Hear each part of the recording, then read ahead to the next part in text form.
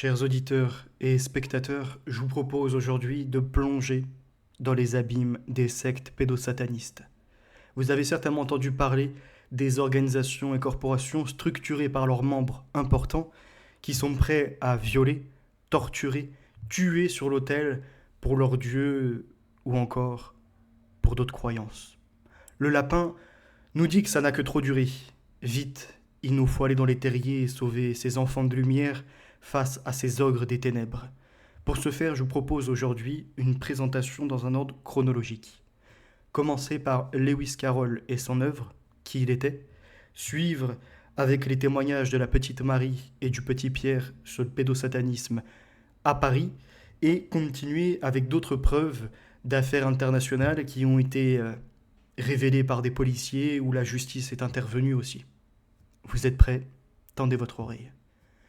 L'écrivain Charles Lutwig Dongson, plus connu sous le nom de Lewis Carroll, était, dans la seconde moitié du XIXe siècle, l'un des premiers amateurs fervents de la photographie. C'est dans cette nouvelle forme d'art qu'il s'exprima, prenant quelques 3000 photos, dont seulement un tiers a pu être sauvé de la destruction volontaire et du temps. Pourquoi détruire tous les clichés? Que pouvait-il bien cacher? Qu'y avait-il de dérangeant sur ces photos? On nous dit des squelettes, des chiens, des poupées, mais aussi et surtout des petites filles mises en scène. L'auteur d'Alice au pays des merveilles s'amuse à immortaliser ses petits enfants amis chéris dans celle qui deviendra vite sa muse et pour laquelle il écrira son fameux chef-d'œuvre Alice Liddell. Pendant 3 ans, Caroline Leach s'efforça donc, avec plus ou moins de bonheur, de démolir point par point le récit officiel. La première version de sa biographie de Carroll est un véritable chamboule-tout. Avec la précision d'un sniper, elle renverse une à une les suspicions attachées à la personne de l'écrivain. Elle observe d'abord que Lewis Carroll, loin d'avoir été solitaire, participait très activement à la vie littéraire, photographique et théâtrale de son temps. Que ses amitiés avec les enfants étaient soigneusement inscrites dans le cadre de la famille, il était souvent l'ami des parents et articulé à ses activités artistiques. Retenez bien la partie surlignée, puisque les gens aujourd'hui qui participent, voyez-vous, à cette même perversité, à cette horreur, sont de nouveau dans les cercles du théâtre, de la photographie, de la vie littéraire. On pense à Matzneff, mais bien d'autres encore. Dans ce contexte, elle aborde l'aspect le plus troublant de l'activité du personnage, ses photos de nu. C'est ici précisément qu'un jugement bien avisé ne saurait faire fi de l'histoire. Leach explique avec patience que dans ces images, qui nous semblent aujourd'hui choquantes, la nudité était perçue comme un symbole spirituel. Par effet, dira-t-on de l'hypocrisie bourgeoise? Peut-être.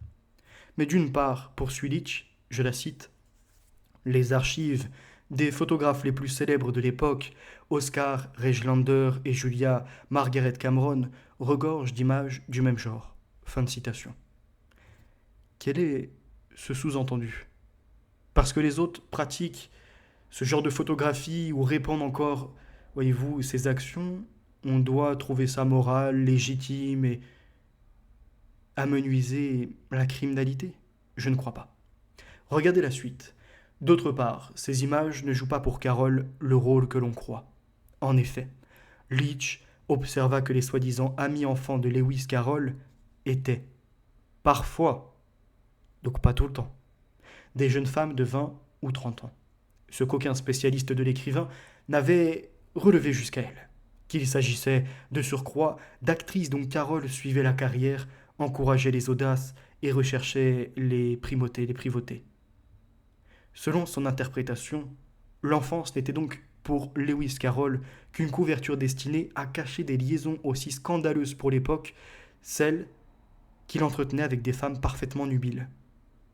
Faut m'expliquer, qu'est-ce qui est plus dérangeant de toute époque, de voir un adulte avec des enfants, ou bien un adulte avec des femmes qui sont déjà, voyez-vous, à la vingtaine, à la trentaine? Ça ne tient pas la route, hein. C'est pour ça que l'interprétation de cette femme est erronée et on se demande pourquoi elle intervient. Quand on le sait que le sentimentalisme victorien cache mal l'obsession perverse pour le corps de l'enfant particulièrement celui des fillettes, de la part de ce personnage. S'exprimant dans son journal intime, un pasteur anglican décrit sa rencontre avec une demoiselle en tenue d'Ève, posant sur la plage pour un artiste. Je cite: Elle laissait voir sa taille fine et souple, les douces rondeurs de la poitrine, des seins naissants, la ligne charmante et gracieuse de jolis membres délicats, et par-dessus tout, les douces et délicieuses courbes des fesses roses potelées et de larges cuisses blanches. Ce Lewis n'est pas n'importe qui. C'est quelqu'un qui est habile des mots, qui maîtrise le vocabulaire, et qui, dans une histoire, peut vous en mettre une autre. Juxtaposer les éléments. Par exemple, les poèmes symétriques. Regardez ce poème. J'ai fait exprès d'aligner les mots en colonne, parce qu'en tant que matrice de mots 6 par 6, c'est une matrice symétrique. Le poème peut se lire horizontalement ou verticalement. Dogson est aussi l'inventeur d'un jeu qui va vous rappeler quelque chose. Donc Dogson, c'est Lewis. Doublet et Word Puzzle. C'est un casse-tête inventé en 1879 pour le magazine Vanity Fair.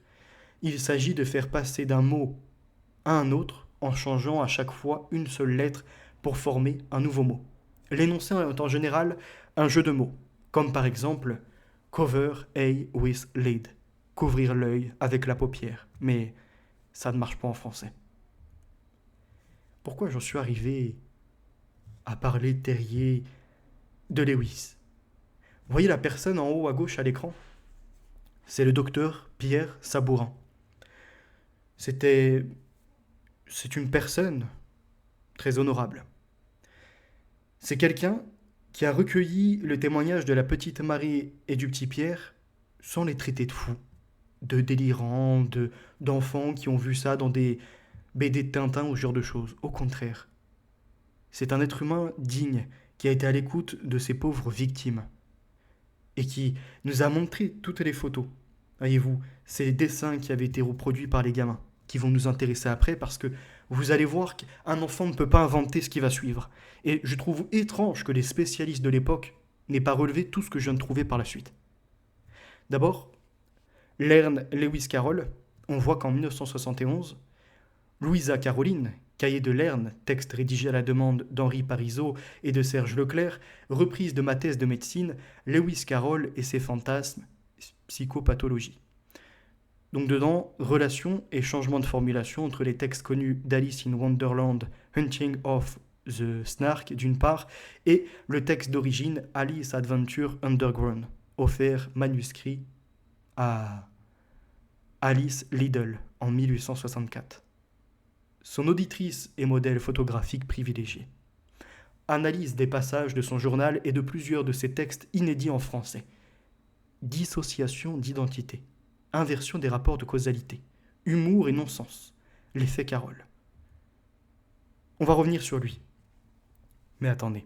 Ce que je vous propose, c'est de passer à la thèse de quelqu'un qui est parti, on va dire, des éléments factuels et qu'il y a mis son côté subjectif pour dire que tous ceux qui parlent de rituels, les femmes qui témoignent, qui disent qu'elles ont mis au monde des enfants et qui ont été sacrifiés, tout ça ne relève que d'un délire général.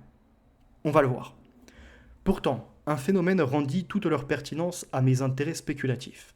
Au début des années, plus précisément de l'année 1987, aux États-Unis, une série de reportages télévisés répandus partout dans le pays, qu'une communauté secrète d'adorateurs du diable se livrait à des atrocités allant du cannibalisme et du sacrifice humain jusqu'à des formes particulièrement scabreuses d'abus sexuels sur enfants. Cette secte, disait-on, avait asservi des milliers de femmes, avait sacrifié leur progéniture et avait infiltré les plus hautes sphères du gouvernement des États-Unis pour dissimuler ses crimes. Ce complot satanique, voyez-vous comment ils en viennent à dénaturer la chose, fut rapidement adopté comme une explication valable de la peur massive de la maltraitance infantile dans les crèches de Californie, de Caroline du Nord et d'ailleurs, et dans les souvenirs qu'une phalange de psychothérapeutes arrachèrent à leurs patients venus de tout le pays les éléments relevant du dit culte figurés en bonne place. Ces patients, dits survivants d'abus rituels, ainsi que les parents d'enfants prétendument victimes commencèrent à envahir les écrans de télévision, les magazines et le rayon actualité des librairies. Incroyable. le mépris qu'a, voyez-vous, cette personne qui fait sa thèse contre tous ceux qui ont subi ces atrocités. Il en fut de même pour nombre de spécialistes des sectes, experts autoproclamés ou mandatés par la police. Parmi ces personnes, certaines partirent en tournée, au point que le Royaume-Uni, à la fin des années 80, finit par succomber à son tour à la panique. Les chercheurs qui ont travaillé sur ces questions ont commencé par relever l'existence d'une subculture, si l'on peut dire, propre aux abus rituels sataniques, comprenant psychiatres, travailleurs sociaux, défenseurs des femmes victimes et de l'enfance, policiers et même quelques spécialistes des religions, dont la littérature, censée justifier ses croyances par des preuves, a livré des scénarios tout aussi scabreux et détaillés que celles des siècles dirigés contre les hérétiques et les sorcières. La question que je pose, qui est ce personnage qui tente de discréditer les témoignages, voire même d'aller à l'encontre des faits historiques, de ce qu'on a découvert dans les sociétés Inca qui sacrifiaient des gamins au niveau du Mexique, mais également de ce que l'on a vu un peu partout sur la planète, des gens qui sacrifiaient des enfants pour Baal, ou pour d'autres encore, pour ne pas les livrer entre les mains de leur adversaire, ils passaient au fil de l'épée leurs gamins. Et on en a d'autres également qui ont fait des rites. Tout ça, je vais vous le prouver après. Par contre, ce qui m'a intéressé, c'est la suite. Voici par exemple ce qu'ont publié 2 travailleurs sociaux dans The Journal of Psychohistory comme étant le souvenir crédible d'un patient. Ça m'a frappé parce que c'est exactement les éléments que la petite Marie et le petit Pierre ont décrits et qui n'ont pas pu inventer et ils n'ont pas été orientés vers ça. Vous allez voir pourquoi après au niveau des dessins et des autres preuves que j'ai accumulées. Les cérémonies se tenaient dans une grande salle équipée d'un autel monté sur une estrade et faisant face à l'assemblée. Une procession descendait l'aile principale depuis le fond de l'arène. Le cortège était composé des chefs du culte, des femmes et d'enfants, qui portaient des robes indiquant leur place dans la hiérarchie. Notez bien cet élément. Ils portaient des robes qui les distinguent selon les couleurs, selon leur hiérarchie. Donc avec les symboles qui vont avec, etc. La suite. Une fois qu'ils avaient rejoint l'autel, la cérémonie débutait. Le service était accompagné de chants et de percussions au tempo irrégulier. Le chef parlait et chantait. À l'arrière de la structure de pierre, sur le côté droit, se trouvait une porte par laquelle les enfants entraient en scène. Pendant la cérémonie, on leur faisait boire, dans une large coupe, un liquide contenant de la drogue. Je marque une pause, c'est ce qui se ramène également aux révélations archéologiques de ce qui a été découvert dans certains sacrifices de sociétés qui existent à l'époque. Ils préparaient des fois jusqu'à 1 année en avance les victimes. Ça me rappelle également ce que la petite Marie a dit. Elle a parlé d'un truc qu'on leur faisait boire avant de tenter de leur faire de l'hypnotisme et de les entrer dans un état secondaire pour, voyez-vous, être plus malléables à la suite du rite.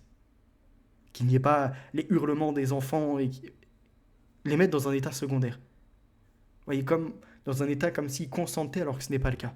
Regardez, c'est l'une des étapes du service, dont l'intensité continue ensuite de grandir. Sur l'autel, les enfants subissaient des violences sexuelles et lors de certaines cérémonies étaient tués. Exactement la même chose. Regardez la suite, c'est encore plus effrayant. Pendant les services en extérieur, orchestrés à l'écart dans les montagnes, la secte éclairait l'espace à l'aide de torches et de grands bûchers. Les enfants étaient particulièrement effrayés par le feu qui avait, pour le culte, une signification précise. Il y servait au sacrifice, on y brûlait quantité d'humains, qu'ils fussent adultes ou pas. Et ça, j'ai été amené à me remémorer tous les enfants qui disparaissent dans l'Europe. À ces plus de 10 000 immigrés enfants qui avaient disparu à un moment, on en avait parlé dans l'actualité et plus rien. À toutes ces filles, ces garçons, qui par exemple, là, depuis l'Ukraine et les déplacements, ne sont pas réapparus au niveau des radars. Et, plus grave encore, au témoignage du petit Pierre et de la petite Marie, qui nous disaient que des têtes étaient sur des pics dans du feu. Des têtes humaines. Hein. Alors, on a 2 visions. Ceux qui disent que ça n'existe pas, et les autres qui ont compris qu'il y avait un sujet, mais qui ont du mal à trouver les preuves. Et malheureusement, beaucoup vont entrer dans ces sujets et rapidement se remettre sur la première version. Qu'après tout, c'est des histoires et que les gamins soient influencés, que les victimes n'ont pas subi ce qu'elles déclarent. Quelle fut l'origine de ces histoires? Rendait-elle compte de manière crédible des rituels réels? Et là où je trouve insolent cette personne, c'est qu'il met nous pouvons aujourd'hui affirmer avec certitude que ces déclarations étaient fausses et que de telles rumeurs et allégations se sont répandues en l'absence de toute substance historique. Je vais prouver le contraire, je vais faire le contraste juste après. Mais comment fut-ce possible? Les recherches sur les dynamiques de coercition des patients au sein des cabinets thérapeutiques et des groupes de récupération traumatique ou sur la contrainte subie par les très jeunes enfants lorsqu'ils sont soumis aux questions des experts de la police se sont considérablement développées. Sous-entendu, c'est la police qui fait un complot et qui a un intérêt à ce que des gamins ou des femmes ou autres viennent à témoigner de ce qu'ils ont vu, voire de ce qu'ils ont fait. Ou encore pire, de, voyez-vous, ce qu'ils ont vécu dans leur propre chair.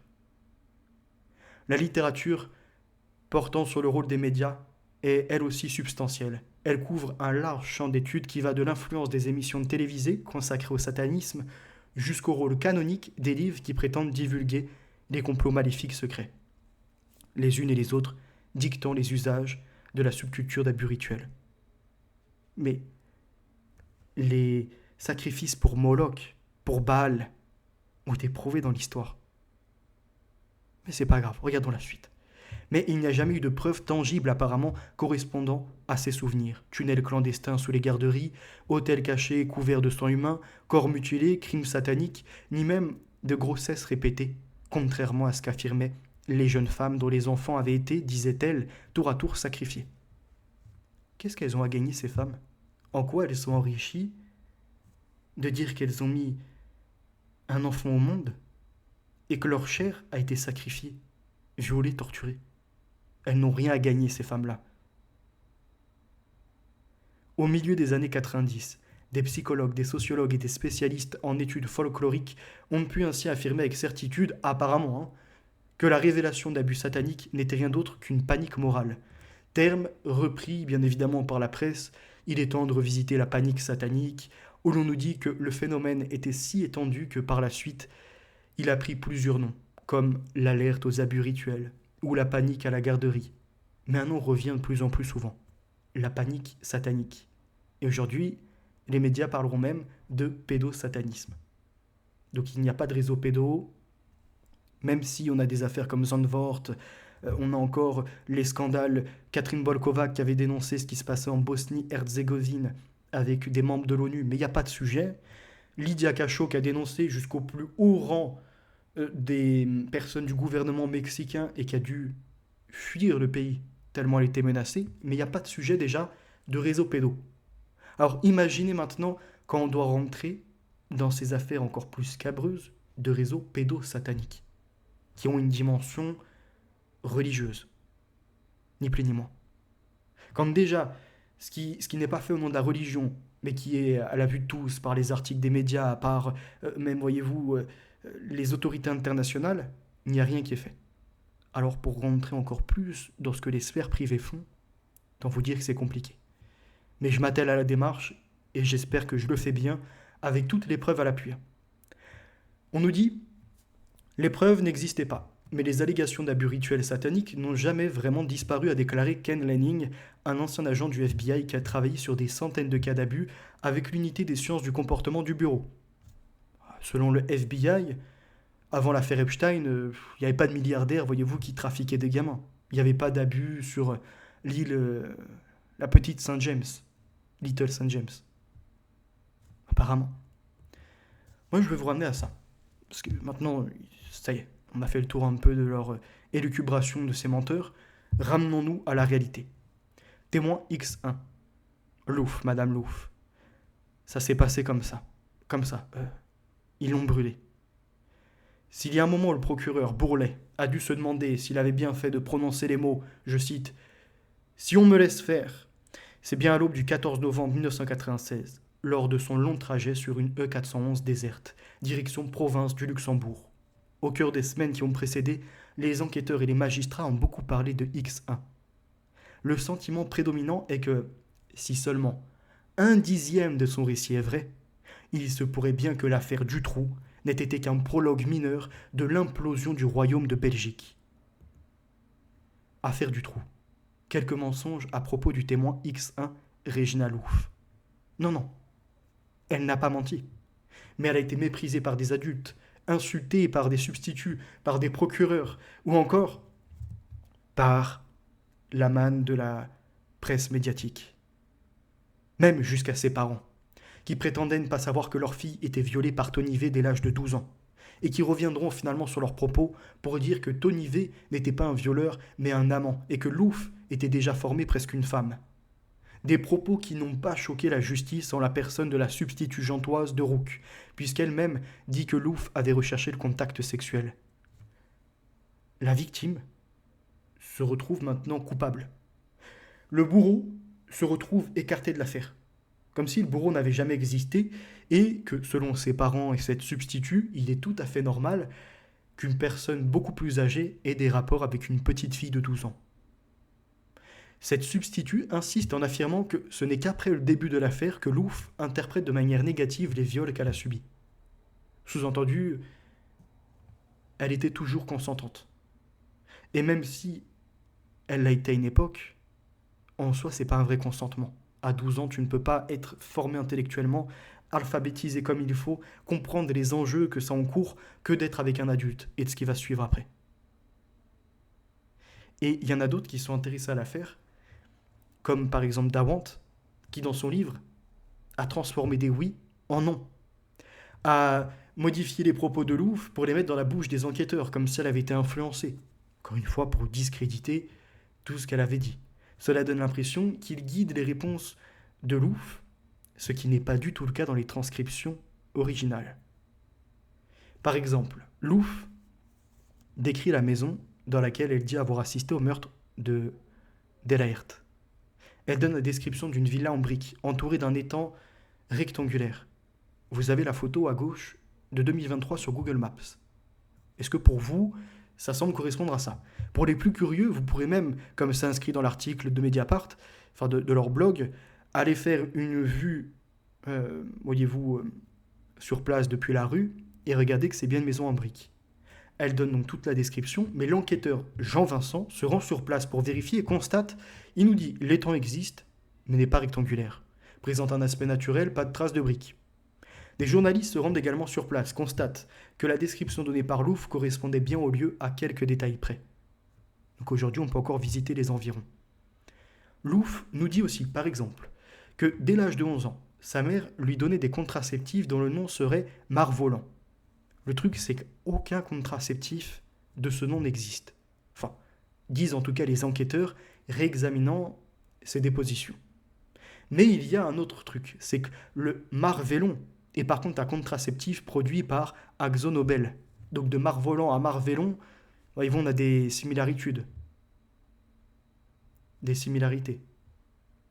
En 1996, Louf parle de faits vieux de plus de 10 ans. Les orthographes sont tellement similaires que ne pas faire le rapprochement et mentir. Louf, c'est également cette fille qui va expliquer qu'elle a assisté au meurtre de Christine. Elle ne connaît pas son nom. Et on a le magistrat national Patrick Dunstreiger qui a répondu à la question. Le meurtre de Christine Van Hess, jeune fille de 16 ans, dont les restes carbonisants ont été retrouvés dans une ancienne champignonnière à Oderghem, une commune bruxelloise, n'a jamais été résolue et on n'a jamais d'ailleurs trouvé les preuves contre les punks et le vieux dossier vient d'être classé sans suite il y a quelques mois. En 48 heures, les enquêteurs pensent avoir identifié pas moins de 3 victimes désignées par X1. Christine Van Hess, Karine Delaert et Véronique D. Le 29 octobre 1996, le premier maréchal des logis Michel Demulder est allé chercher quelques photos chez les parents de la jeune fille. Elles seront montrées à X1 à la fin de l'audition. L'un des gendarmes qui a mené l'enquête témoigne, regrettant au passage un arrêt trop rapide des investigations.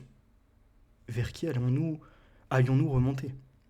Comme les empreintes et les plus de 500 empreintes dans la cave de Dutroux.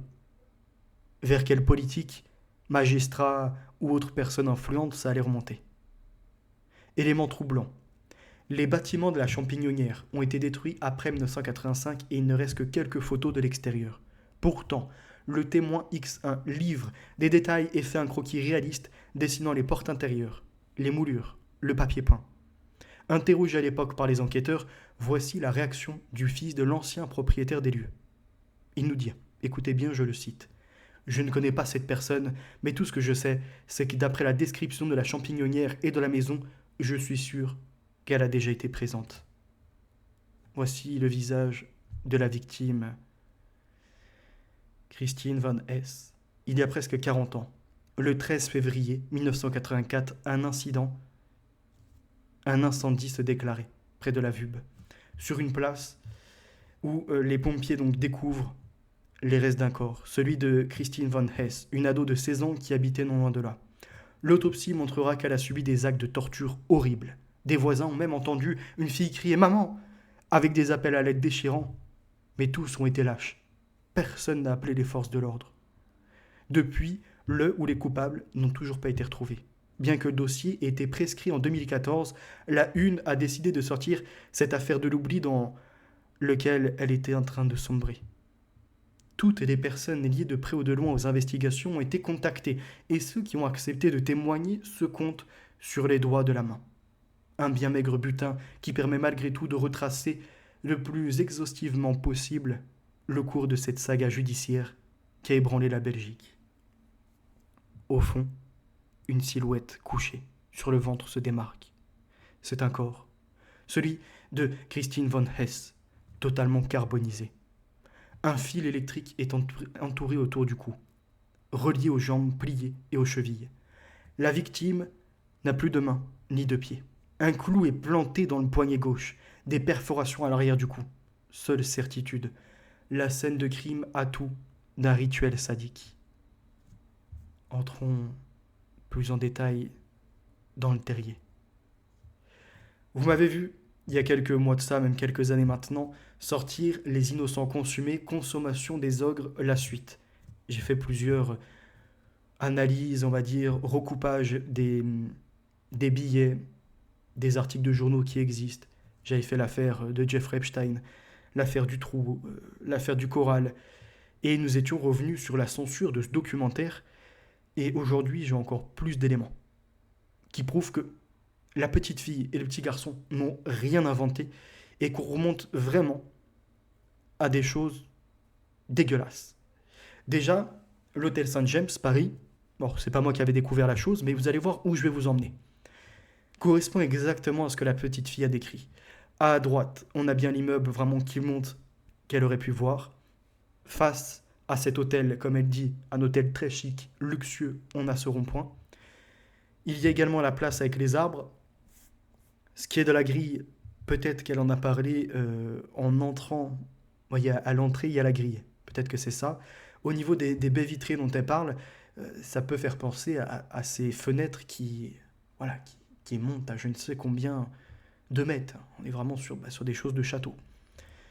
Ce qui est plus choquant, c'est que c'est vraiment à proximité du 22 avenue Foch de Jeffrey Epstein, là où il était très bien implanté à Paris, avec ses relations, notamment Jack Lang et d'autres personnalités, voyez-vous, de ce monde, au point même où il a pu faire des affaires avec le Jean-Luc Benchemoul, Brunel, lui aussi retrouvé pendu dans sa cellule, enfin, suicidé apparemment, et qui se vantait de pouvoir délivrer des petites filles de 10 ans ou 12 ans. Jeffrey Epstein a même parlé que lui, sans comptabiliser tous ses amis, avait consommé 1000 enfants. Une des victimes a témoigné et a dit que, notamment, il y avait des enfants qui provenaient de l'Europe de l'Est. C'est étrange parce que je me rappelle de ces affaires où on avait ces immigrés, plus de 10 000 enfants qui avaient disparu des radars, qui avaient inquiété un peu les journaux, puis plus rien du jour au lendemain. Comme c'est le cas avec la guerre en Ukraine. Des enfants ont voulu échapper à la guerre avec leurs parents, voire des fois tout seuls sont partis, et aux frontières se sont retrouvés disparus des radars. Et on nous dit qu'il n'y a pas de réseau pédocriminel. Alors, cet hôtel St. James correspond exactement à ce que la petite a décrit. Tu arrives, face à toi un mur, et 2 canapés rouges qui se font face. Elle n'a pas pu l'inventer. Surtout que ce lieu-là abrite un club privé. Et c'est là où on va... Oui, entrer dans le cœur du sujet. Nous ne sommes pas sur des petites personnes. Nous sommes sur le gratin, sur ce qu'il y a de plus puissant sur la planète. Du haut de ses 70 ans, vous voyez Marc Ladret de la Charrière tirer Macron comme un pantin. Allez, chut. Allez garçon. On nous le décrit comme le patron le plus schizophrénique de France. Propriétaire de Fitch, la 3e agence mondiale de notation. Vous savez, c'est une de ces agences qui donne à la France la lettre AA, par exemple, pour qu'on puisse emprunter sur le marché. Donc, on nous le décrit comme quelqu'un qui fait trembler les États. Et leur peuple à coups de A- et de B passable. Puis, il se rachète en faisant découvrir Molière aux élèves des banlieues défavorisées. Quasi milliardaire, l'ancien vice-président de L'Oréal, alors c'est plus que milliardaire qu'il est aujourd'hui, agace ses collègues en réclamant la taxation exceptionnelle des riches pour surmonter la crise. Rappelant qu'il suit le programme de Schwab dans l'idée de taxer les riches, soi-disant pour une bonne redistribution, ce qui va plus loin. En fait, c'est pour mieux contrôler tous les secteurs. Il est inscrit qu'il est membre du cercle interallié, du Jockey Club, du cercle de Bilderberg. Il se pique pourtant de n'appartenir à aucun club patronal et surtout pas au MEDEF.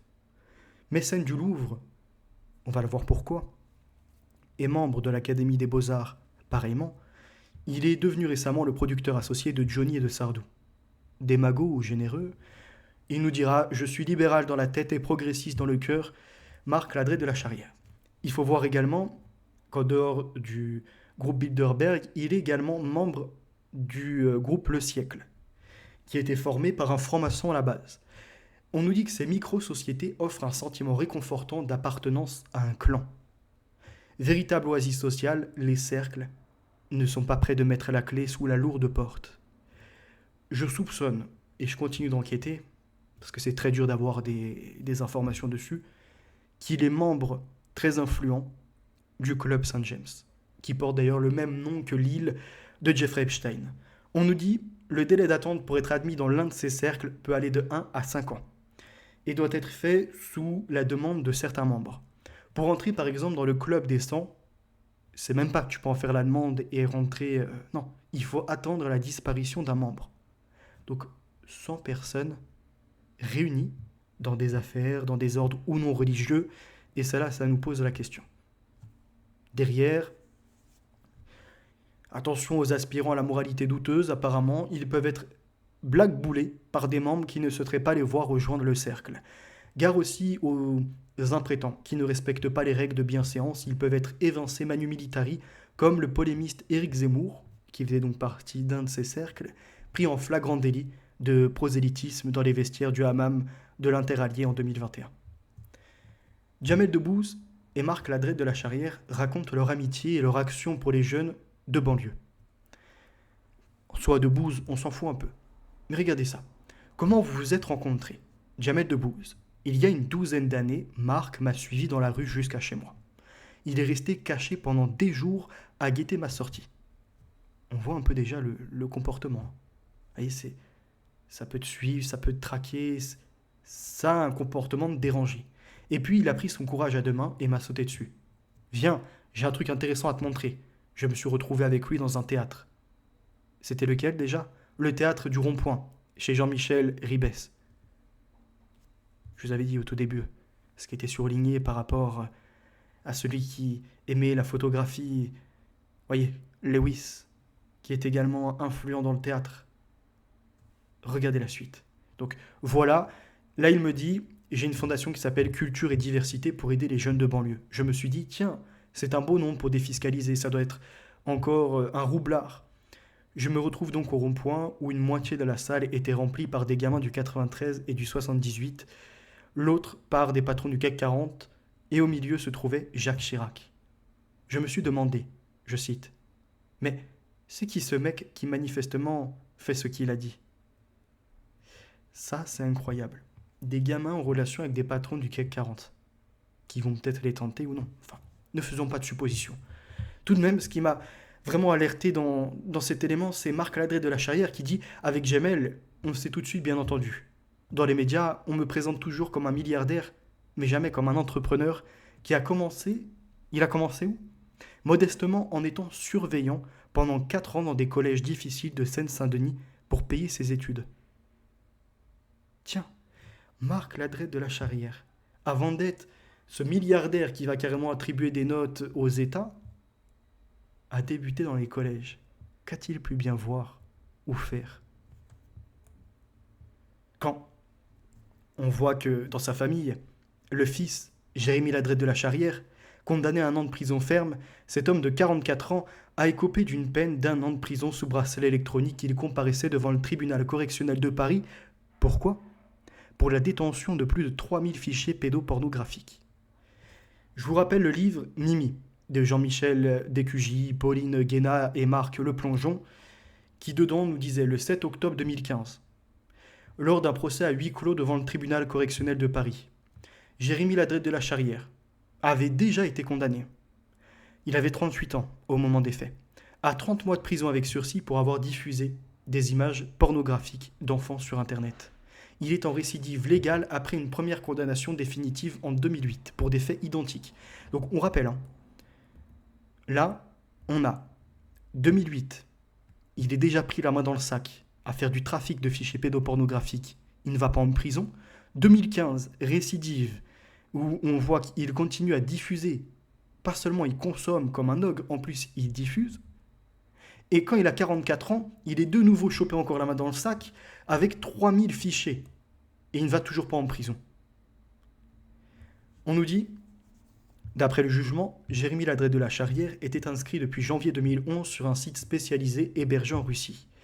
Il y présentait 46 albums intitulés Girls, Boys, Kids, contenant 2728 photos d'enfants nus. La moitié des albums étaient librement accessibles et présentaient des enfants, donc des photos d'enfants dont le visage et les parties intimes étaient floutés, les autres protégés par un mot de passe. Et il pouvait les donner donc aux autres membres. Il y avait notamment un album qui regroupait 81 clichés de la même fillette âgée de 3 ans. Jérémy Ladrede de la Charrière échangeait ses photos contre des clichés de jeunes adolescents, précisant qu'il recherchait seulement un matériel privé et original. Donc il continue. C'est les services américains, même pas français, spécialisés dans la cybercriminalité, qui vont donc repérer et qui signalent à leur homologue français pour qu'une enquête soit ouverte par la brigade des mineurs de Paris. Les enfants photographiés étaient ceux d'amis avec qui il passait chaque année des vacances dans sa propriété. Ce qui nous ramène également à la Sagra Familia, et la Familia Grande, où il y avait eu le témoignage contre Duhamel. On va revenir après sur ça aussi. Tout ça, c'est le gratin parisien. Sur le réseau, Jérémy s'était vanté d'être sous le coup d'une précédente condamnation et avait décrit les mesures de précaution qu'il prenait, évoquant notamment une clé USB contenant des milliers d'autres images si bien cachées qu'il aurait fallu démolir son appartement de fond en comble pour la trouver. Et donc après, il avait été relâché. C'est même pas, il y a eu une perquisition chez lui, on a tout détruit parce que... Non. La police a trouvé bon de le relâcher, de lui dire « On te libère, tu vas nous ramener cette clé USB et on verra ce qu'on fait après. » Bon, il aura apporté une clé USB, mais où tous les fichiers ont été écrasés, apparemment. Moi, ce qui me dérange le plus, c'est pourquoi ils ne sont pas intervenus chez lui à tout démolir et à récupérer cette pièce. Et surtout, comment se fait-il qu'il s'en sort? Ah oui, c'est vrai, j'avais oublié. Parce que Mimi a rencontré Marc Ladrede de la Charrière, le père de Jérémy en 2013, date à laquelle celui que le grand public ne connaît pas encore comme le généreux employeur de Pénélope Fillon à la Revue des Deux Mondes, a commencé les négociations de rachat de Webedia, la société qui détient Pure People. Tiens, attends. Et récemment, on ne s'est pas vu les gens de droite sermonnés par exemple, des Squeezie, qui anciennement étaient à Webedia et travaillaient pour Marc Ladrede de la Charrière. Ça les dérange moins quand leurs dirigeants, ceux qui, voyez-vous, leur donnent de l'argent, sont mis dans des affaires de pédocriminalité, ou ont des proches tout autant criminels.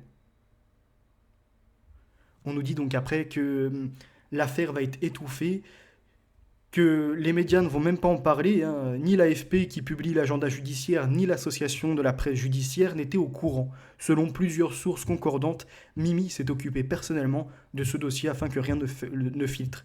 Et Mimi Marchand est aujourd'hui à côté de Brigitte Macron, de Macron même, etc. Comme on l'a vu, 44 ans, il a récidivé, il a été condamné, mais encore une fois échappé à la prison, il s'est retrouvé sous bracelet électronique. C'est une honte.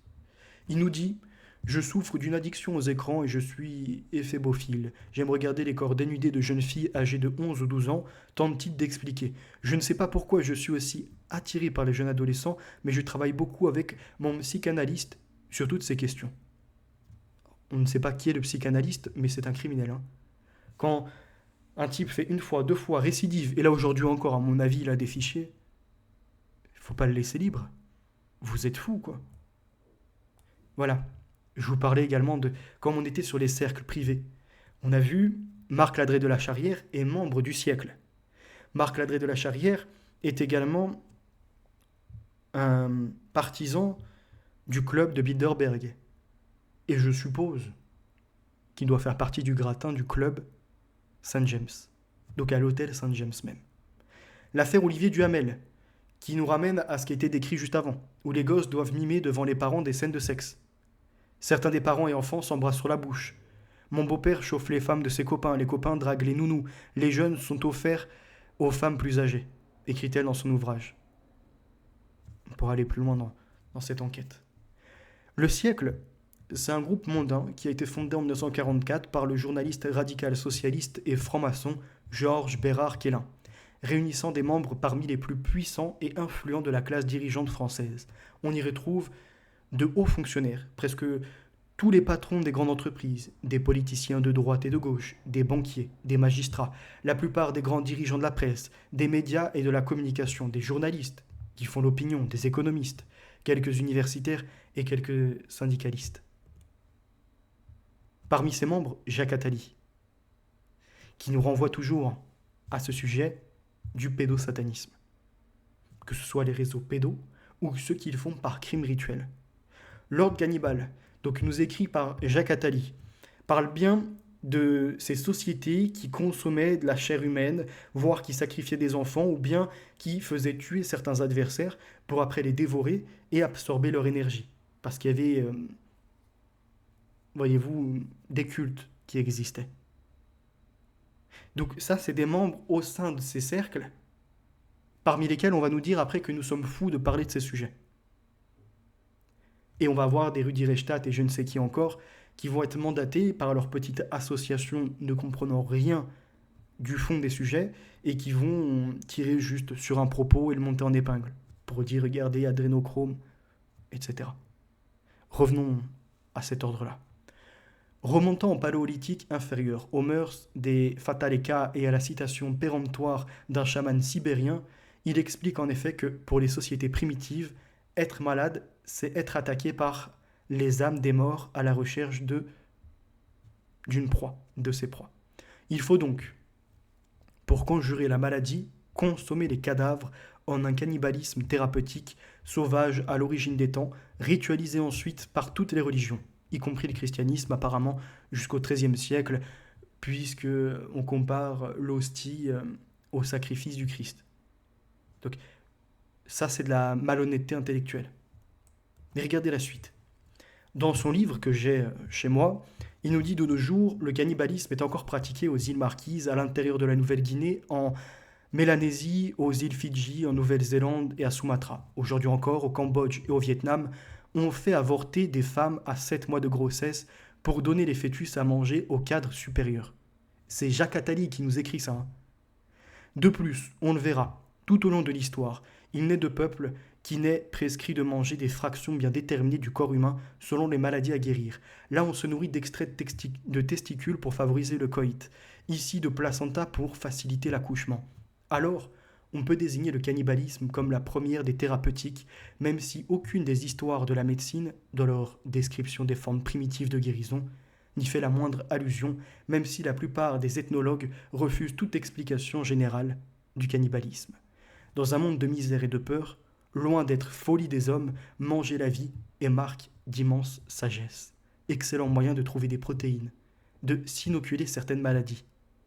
Excellent moyen aussi de se défaire de la peur et de l'hystérie collective devant les dangers du monde. manger le même, et tout ensemble consommer de l'énergie et mettre de l'ordre, donner son premier sens à l'appropriation et la lier indéfectiblement au mal, à la mort, à la culpabilité. À la suite de l'article sur l'anthropophagie paru dans Le Monde, daté du 21 et 22 juin de l'année de parution du livre de Jacques Attali, plusieurs lecteurs nous ont fait part de leur réaction. On a par exemple M. Cao Van Chieu, ancien conseiller de l'Union française, notamment, nous écrit au sujet d'actes de cannibalisme qui, selon M. Jacques Attali, se seraient récemment produits au Cambodge et au Vietnam. Il nous dit « Nous savons gré à la rédaction du Monde de sa réserve et de ne pas prendre à son compte l'assertion de Jacques Attali, auteur du livre L'ordre cannibale. Cette remarque restrictive s'impose d'autant plus que l'assertion est proprement insane et que le fait de publier un livre n'autorise pas l'auteur à se livrer à pareille distorsion de la vérité et à prêter les fruits de son imagination à des peuples qu'il ne connaît pas, ou point. Soit il ignore ce qui se déroule dans le monde, ce monsieur Cao Van Chieu, soit il protège un réseau, soit lui-même en participe dedans. Il y a plusieurs probabilités. On en a un autre qui va se lever également, monsieur J.R. Terre, et également Barret, deuxième secrétaire de l'ambassade de la Nouvelle-Zélande, qui nous écrit, je cite, « C'est avec surprise que je viens d'apprendre, en lisant l'article du Monde, que le cannibalisme est toujours pratiqué dans mon pays, la Nouvelle-Zélande. » Donc, lui ne nie pas que ça n'a pas existé. Regardez la suite. Je veux bien croire qu'il s'agit d'une coquille, mais l'impression que cette affirmation a dû laisser auprès de vos lecteurs nécessite à mon avis un rectificatif. Je voudrais rassurer ceux et celles qui vous lisent, de telles pratiques ne font pas partie de la gastronomie néo-zélandaise. Il y a peut-être certains de ces dirigeants, ou voyez-vous, des décideurs, qui ont eu écho d'affaires, mais qui laissent ça sur le domaine des rumeurs et qui ont peur qu'il n'y ait plus, par exemple, de flux de voyageurs, de gens, d'explorateurs, voyez-vous, de personnes en vacances également. Donc ils se disent, si on met au jour ces rumeurs dont certains n'ont pas forcément les preuves, comment on va faire, nous, dans notre ordre économique? Il y a derrière ce côté camouflé. Revenons à l'affaire du petit Marie et de la petite Pierre. Il y a des choses qui n'ont pas été soulevées, je ne comprends pas, même par des gens sur Internet, qui s'intéressent à ça depuis des années et qui essayent de recouper les choses. Celui que vous voyez à l'écran, dont on a présenté tout à l'heure l'ouvrage sur Lewis, vient nous dire qu'il croit les enfants. Déjà, il ne met pas leur parole en doute. Il dit par exemple, moi ce qui m'interroge, c'est ça là. Vous voyez cette petite croix que vous voyez ici, elle est reprise sur différents dessins. Il dit c'est un crucifix très spécial. La petite disait que c'était un crucifix entouré d'herbes. Et je sais pas, les journalistes n'ont pas tilté, personne n'a saisi que des croix d'herbes sont utilisées pour le vaudou. À nouveau, pour une question d'énergie, pour une question de comment dirais-je, préparer les choses pour le rituel. Et j'ai été encore plus frappé. Et là, personne n'a relevé cet élément. Donc ça fait déjà deux choses que je n'ai vues nulle part sur Internet, mais qu'à force de recherche, de cogiter, de lecture, etc., j'en suis venu à comprendre ça. Vous voyez la petite, pourquoi elle n'a pas pu inventer non seulement la croix et qu'elle n'a pas vu ça dans un livre. C'est que là, elle vous dessine donc des gens en tenue qui portent des croix, mais pour leur rite satanique, et un grand mage, et elle lui fait un petit chapeau sur la tête. Vous voyez, le mage là qui gouverne les autres et qui ramène vers la statue pour qu'il y ait des sacrifices, elle lui fait sur sa tête un truc, un dessin noir. Elle accentue bien qu'il y a quelque chose. Et incroyable mais vrai. Je ne le savais pas. Voici ce que nous constatons. Donc le port d'un couvre-chef, loin d'être une curiosité anecdotique, non seulement symbolise à la fois l'élection du franc-maçon, le rappel de son humilité nécessaire et de la crainte du sacré, mais en outre s'intègre dans un ensemble symbolique qui recouvre la totalité des rites initiatiques. Naissance, passage dans le monde des morts, renaissance comme initié avec tous les signes caractéristiques, claudication, extase, recherche et rassemblement d'ossements, rameaux révélateurs des cadavres et résurrection. Tous ces signes se retrouvent à divers degrés dans la symbolique des trois premiers grades de la franc-maçonnerie. claudication du profane, image du royaume des morts, rappel du pourrissement et de la renaissance, enfin recherche et découverte du maître assassiné et sa résurrection dans le nouveau maître. Le chapeau du maître maçon, en chambre du milieu, est donc le témoin de tout un passé traditionnel et initiatique qui remonte jusqu'à l'aube de l'humanité, et il symbolise tout le parcours initiatique du franc-maçon en loge bleue. À ce titre, il est donc un élément essentiel des décors que l'on doit porter, élément parfois négligé mais cependant fondamental. J'ai été sur des sites d'échange de francs-maçons. Il y a différentes traditions par rapport à ça. Mes sœurs et frères. Et j'ai entendu dans ma loge que l'on utilisait le calot uniquement pour la cérémonie d'élévation au grade de maître. En dehors de cela, une tenue en chambre du milieu sans élévation, point de chapeau. Qu'en dites-vous? Un autre commentaire. Dans le rite opératif de Salomon, lors de l'élévation à la maîtrise, l'expert revêt le nouveau maître des décors du degré, tablier, écharpe, couvre-chef. Ou encore Pierre-Jean, à la Grande Loge de France, les maîtres sont couverts lors des travaux en chambre du milieu et lors des travaux de Grande Loge. J'ai pu constater une grande variété du style kippa au style calot. Je ne pense pas être fou. La petite, elle a bien dénoncé ce qu'elle a vu. On est certainement dans ces clubs restreints, comme je vous en ai parlé juste avant, qui nous mènent tous, de toute façon, dans ces réseaux de proximité de milliardaires millionnaires, à une croyance religieuse. Pas la franc-maçonnerie que les gens vont faire dans la société française, on va dire, qui est répandue. Une maçonnerie d'un autre degré, qui mêle peut-être des cultes, on va le voir après, Baal, etc. Les francs-maçons sont communément appelés les enfants de la veuve. Les maîtres maçons sont endeuillés par la perte d'Hiram. C'est pourquoi au rite écossais ancien et accepté, ils doivent porter un costume et une cravate, ou nœud papillon sombre, une chemise blanche et le fameux chapeau des maîtres, qui n'est pas nécessairement le fort disgracieux calot d'ailleurs. Cette hypothèse a le mérite d'expliquer pourquoi les apprentis et compagnons demeurent tête nue sous la voûte étoilée. Le sacrifice humain. Plus tard, l'animal perdra son caractère sacré. La mise à mort solennelle du père peut alors se transformer en sacrifice humain. Le cérémonial du sacrifice humain, que l'on retrouve sur les points les plus divers de la terre, montre à n'en pas douter que des hommes étaient sacrifiés en tant que représentants de la divinité. Ainsi, chez les Aztèques, peuple du soleil, les sacrifices humains avaient pris une ampleur considérable. Le soleil, l'astre de vie, était né du sacrifice et du sang des dieux. Le sacrifice était revêtu d'une dignité quasi divine. Le sacrifice était un devoir sacré pour garantir la vie de l'univers et celle du groupe. La petite fille a dit qu'au milieu de la pièce, il y avait une statue qui servait à la cérémonie et qu'il y avait une sorte de mage qui se faisait appeler Boknoubourg. On ne sait pas exactement, peut-être qu'il y a un mélange de choses. Mais regardez. Cette statue, elle n'est pas inventée par la gamine non plus, et elle marque, celle-ci et l'autre, une dimension de correspondance avec les statues africaines, qui ont leur importance pour connecter les vivants aux morts, protéger de la sorcellerie, ou ramener à de meilleures énergies. Et qui possède une telle collection, si ce n'est, oui, dans le mille, Marc Ladrette de la Charrière.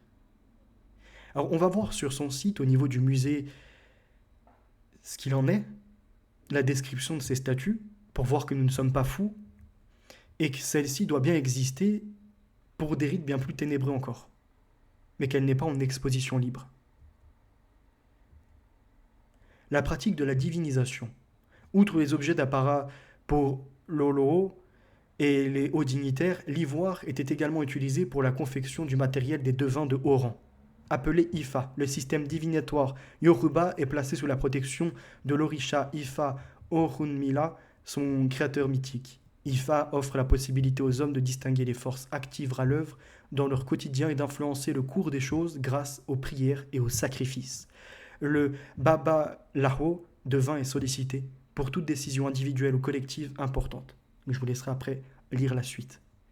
Il y a, pareil, ce genre de statue avec un réceptacle, comme c'était décrit par la petite, et on nous dit, par exemple, sur la guerre Ifa, les personnages sont liés par un geste de soutien des avant-bras qui traduit l'idée de soutien des différents cultes auprès de Loa. Y a-t-il, ma question est là, au sein de ces différents cercles privés parisiens entre autres, dans la capitale, différents rites qui existent, comme il existe différentes francs-maçonneries, et une qui serait suprapuissante, au-dessus des autres, et qui perdurerait, on va dire, ce qui était fait un peu partout sur la planète. Vous voyez, l'intérêt qu'a par exemple Marc Ladret de la Charrière, mais d'autres qui portent au statut du passé, aux petites sociétés qui existaient, qui faisaient du cannibalisme, comme on l'a vu avec Jacques Attali, Lord Cannibal.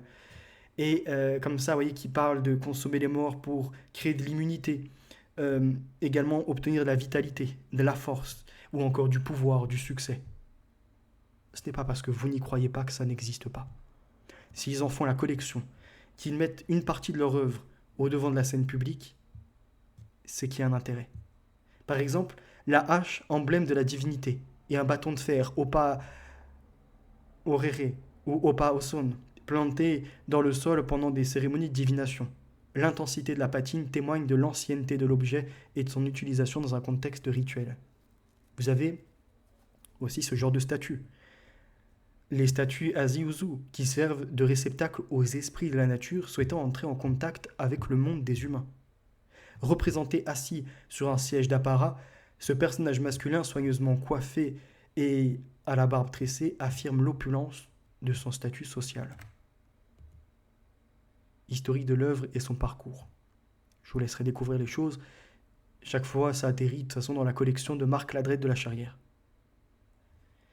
Pour activer le lien avec les ancêtres et s'attirer leur bienveillance, les reliques étaient sorties de leur panier et faisaient l'objet d'offrandes et de libations rituelles. En dehors des rites, les reliquaires étaient disposés sous un auvent sanctuaire, dont on ne connaît que de très rares témoignages. La consultation des ancêtres intervenait pour toute prise de décision importante, alliances politiques, mariages, guerres, déplacements, plantations, épidémies, chasses. Garant de la prospérité, de la fécondité et de la richesse de la communauté, les ancêtres pouvaient aussi constituer des éléments perturbateurs dangereux s'ils n'étaient pas régulièrement honorés.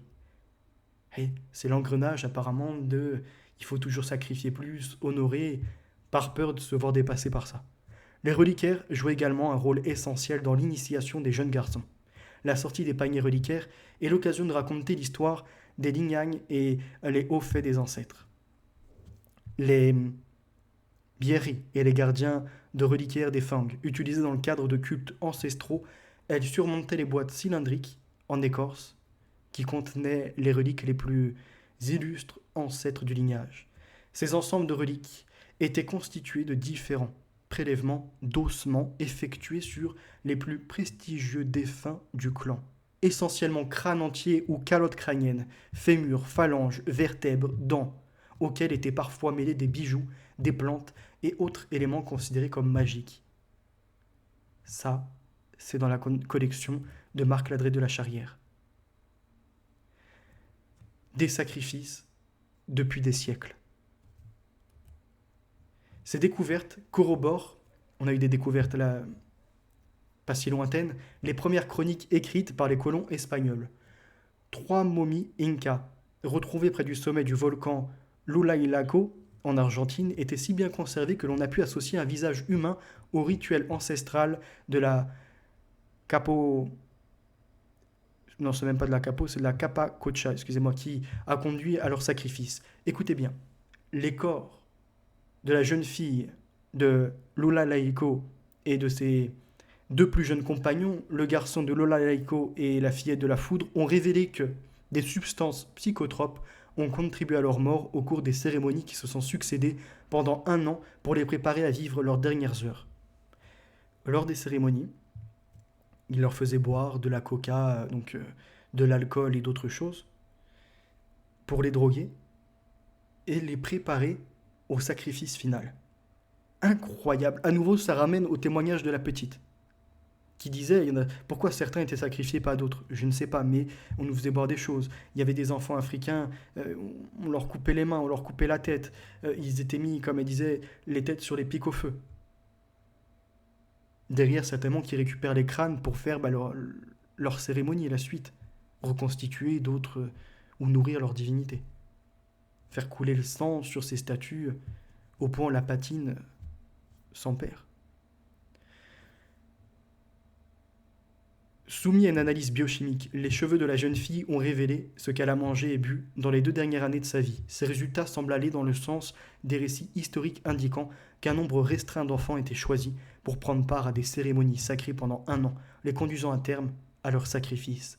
Leurs cheveux portent les marques des changements de leur consommation de nourriture, de coca et d'alcool.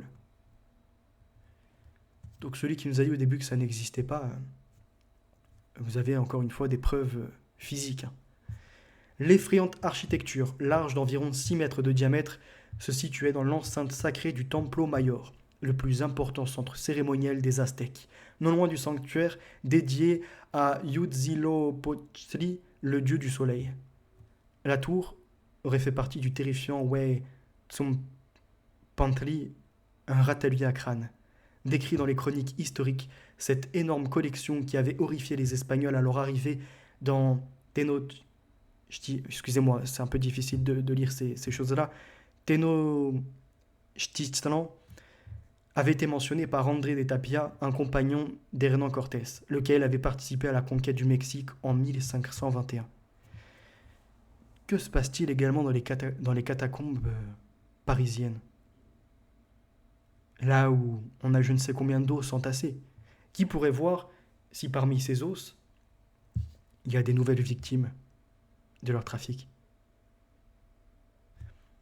Des tours faites de chaux et de têtes de mort, sans autre pierre aucune, et les dents vers l'extérieur pour autant que l'on pouvait voir, avait décrit le conquistador. Les Espagnols ont été épouvantés par la violence des sacrifices humains qui se pratiquaient dans la civilisation aztèque, compris comme la mise à mort d'êtres humains dans le cadre d'une communication avec le surhumain, ce qu'expliquait dans son ouvrage Michel Grolich, l'un des meilleurs spécialistes des religions de la Mésoamérique. Il y a d'autres preuves, plus récentes encore. C'est un père de famille marqué à jamais par la perte d'un être cher. Jean Elvis Mbang Ondo a perdu son fils de 12 ans dans des conditions particulièrement tragiques. C'était en 2005 au Gabon. Il nous dit « Mon enfant a été enlevé, séquestré. Son corps, démembré, a été retrouvé sur une plage au bord de la mer à Libreville. Les enquêtes n'aboutissent jamais. Depuis ce drame, Jean-Elvis Ebang s'est mobilisé avec d'autres parents de victimes contre le marché du crime rituel. C'est ainsi qu'est née l'association de lutte contre les crimes rituels au Gabon, dont il est président. Il lutte aussi contre le sacrifice des... comment on appelle ça? Vous savez, ils sont en fait noirs, mais ils ont une couleur plus claire, entre guillemets. Ah mince, je sais plus comment on appelle ça, c'est pas grave.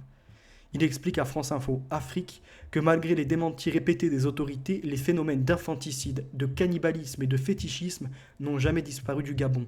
Il veut pour preuve la psychose qui s'est emparée de ses compatriotes au début de l'année, alors que les réseaux sociaux bruissaient de rumeurs d'enlèvement d'enfants à Libreville et dans d'autres villes du pays.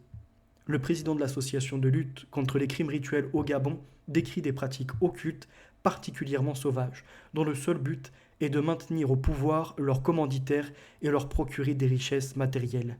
Il parle d'une véritable mafia du crime qui dispose de réseaux bien organisés.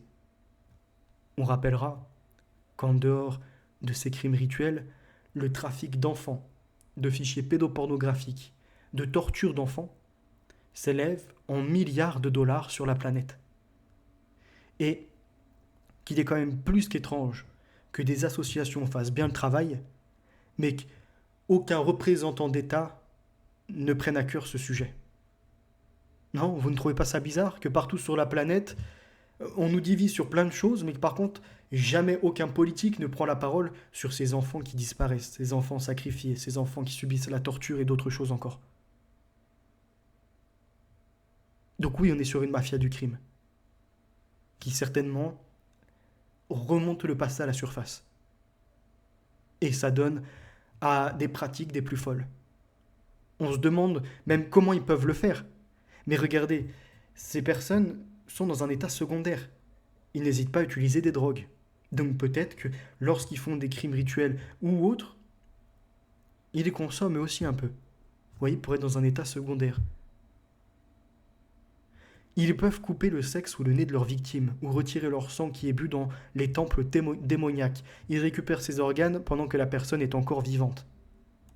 Ça, c'est ce qui est déclaré au niveau de l'Afrique, au niveau de, voyez-vous, de ce qu'il a dit, notamment pour son fils, mais de ce qui est relevé également et de ce qui a été vu par la police. Et la petite, elle n'a pas inventé ça, par contre. Celle de viol d'enfant à la fin du silence. Et vous voyez la honte d'Élise Lucet, celle qui n'a même pas fait l'enquête, elle a juste été sur un plateau télé, elle a interrogé un peu et tout le monde, voyez-vous, l'a applaudi. Aujourd'hui, elle est carrément revenue sur ses propos. Elle n'a pas fait continuer l'enquête malgré les milliers qu'elle perçoit par mois, où elle aurait pu engager elle-même de son propre chef des gens. Ça me fait un peu penser à Carl Zero qui appartient lui-même à Endemol, un groupe assez étrange, on va dire, qui sort de l'info mais pas trop. En 2012, la chaîne de télévision française Canal+ avait diffusé un reportage intitulé Les organes du pouvoir sur le phénomène des crimes rituels au Gabon. Dans ce document glaçant, un féticheur expliquait que la souffrance de la victime était un élément indispensable pour garantir l'efficacité du fétiche. Donc il faut faire souffrir la victime pour essayer de récupérer une énergie ou en tout cas en ressentir un plaisir. Il dit, lorsqu'on vous coupe le clitoris vivant, qu'on vous coupe la langue vivant, vous criez, et plus vous avez mal, plus vous vous dédoublez, et plus vous serez utile, témoignait le féticheur, tout en précisant que les organes humains sont très recommandés pour accéder au pouvoir. On y apprenait aussi que les organes humains, les plus prisés pour le pouvoir, étaient le cœur, pour rassembler les foules, la langue pour s'exprimer facilement, et les organes génitaux, qui apportent la vitalité. Le règne de l'impunité. La diffusion de ce reportage avait provoqué un électrochoc au Gabon, mais les assassinats n'avaient pas cessé pour autant. En 2013, l'association de lutte contre les crimes rituels s'était émue de la découverte de corps de jeunes filles démembrées sur les plages gabonaises. Ces victimes, elles ne sont pas inventées. Elles existent. Jean-Elvis Ebang dénonce un manque de volonté politique pour éradiquer ce fléau. Il y a eu des condamnations de certains bourreaux, mais les commanditaires n'ont jamais été inquiétés et l'impunité persiste. Ce sont de hautes personnalités qui paralysent la machine à cause de leurs croyances. Ils veulent se maintenir au pouvoir et accéder à la richesse à tout prix, accuse-t-il. En 2013, l'association de lutte contre les crimes rituels avait organisé une marche de protestation. Elle avait remis au président Ali Bongo un mémorandum sur la question. Malheureusement, 7 années après, le comité de suivi promis par le pouvoir n'a toujours pas été mis en place, déplore le président de l'association. L'incroyable projet d'un couple qui voulait sacrifier son enfant de 5 ans dans le Sahara. Affaire de 2024, en France. Un couple originaire de Carcan en Gironde a été interpellé le 21 décembre en Espagne alors qu'il projetait de sacrifier son enfant de 5 ans dans le Sahara. Il faut savoir autre chose, c'est qu'il tenait... c'est pas une école, mais c'est tout comme. Dans un pays africain, ils avaient, je sais plus, 100 ou 120 élèves. Ces gens-là, il n'y a eu aucune enquête de menée pour savoir si des enfants avaient disparu là-bas ou autre. Le père tenait en effet des propos délirants et envisageait de se rendre au Maghreb en compagnie de sa femme et de leur fils pour procéder à une forme de parcours initiatique, indique le parquet de Bordeaux. Il y a une notion de sacrifice qui devait être fait le 25 décembre et la traversée du désert semblait être un acte fondateur, ajoute le commandant de gendarmerie.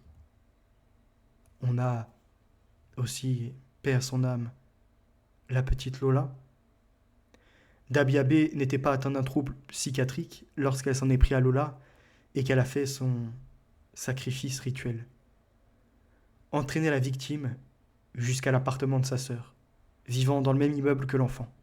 Elle lui aurait imposé de se doucher avant de commettre sur elle des atteintes à caractère sexuel et d'autres violences ayant entraîné la mort, et elle aurait dissimulé le corps dans la caisse. Le procureur a précisé qu'un 0 et un 1 étaient inscrits en rouge sur chaque pied de la victime. Elle aurait déclaré, cette Dabiabé, cette criminelle, avoir scotché le visage de Lola avant de boire un café et d'écouter de la musique.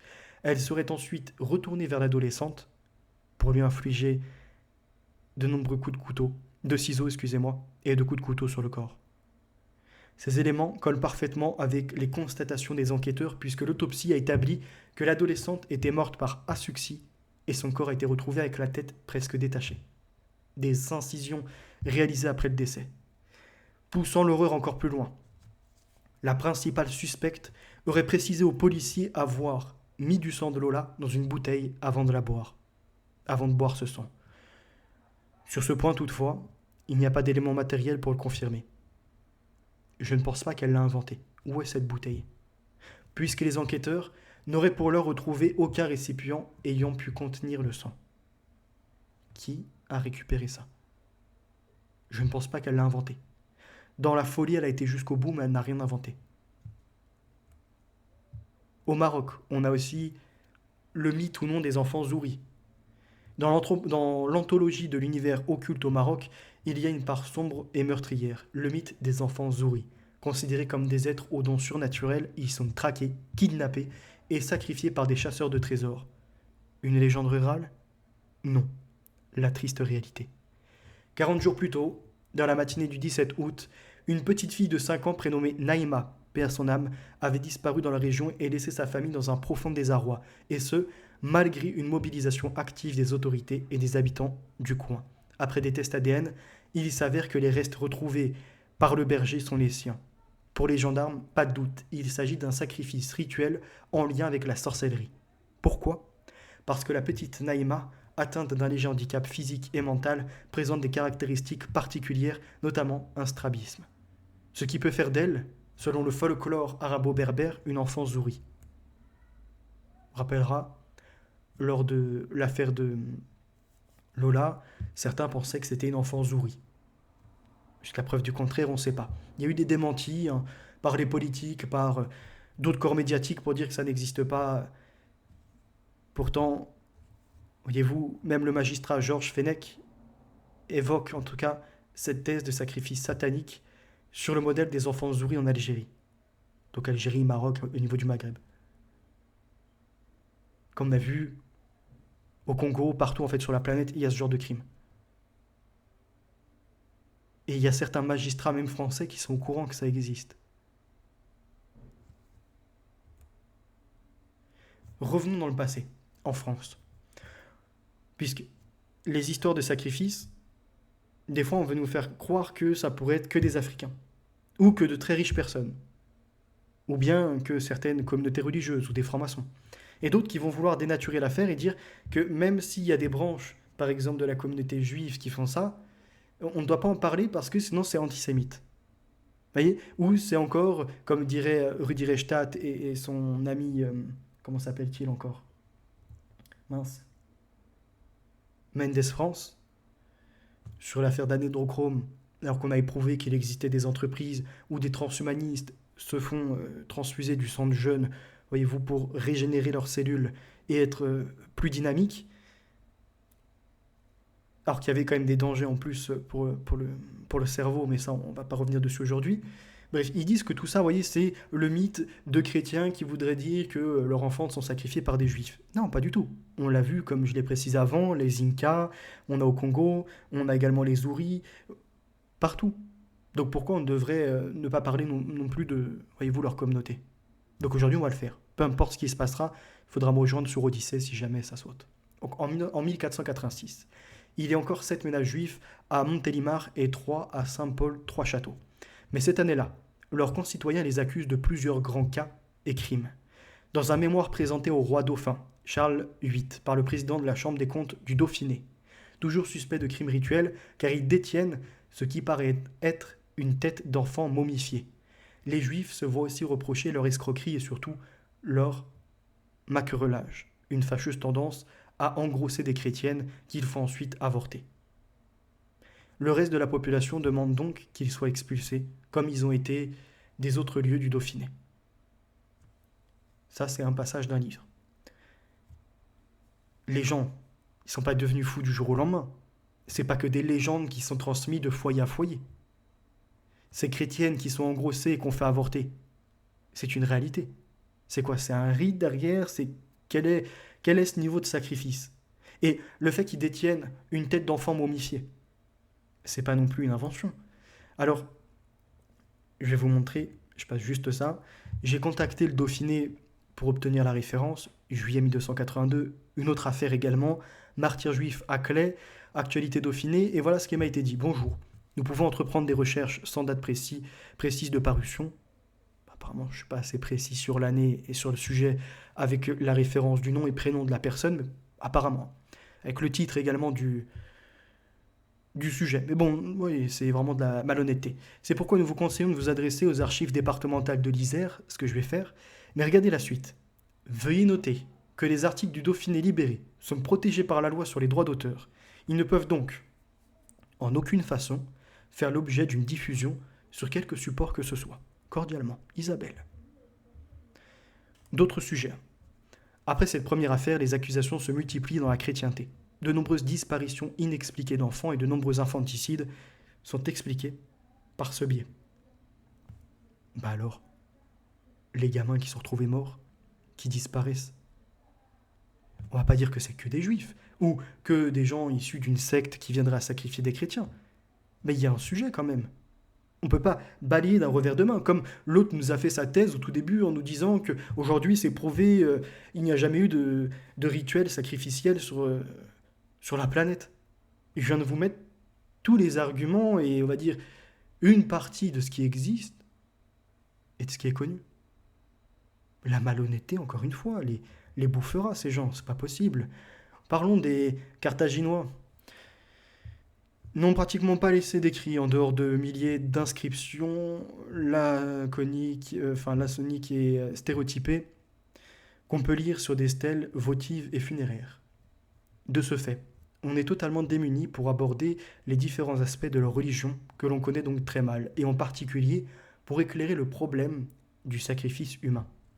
Quand, en 1921, on a rendu au jour à Carthage, au lieu-dit Salammbô, une enceinte tout à fait inhabituelle et spectaculaire par ses milliers d'urnes remplies de cendres d'enfants et accompagnées de dédicaces à des dieux.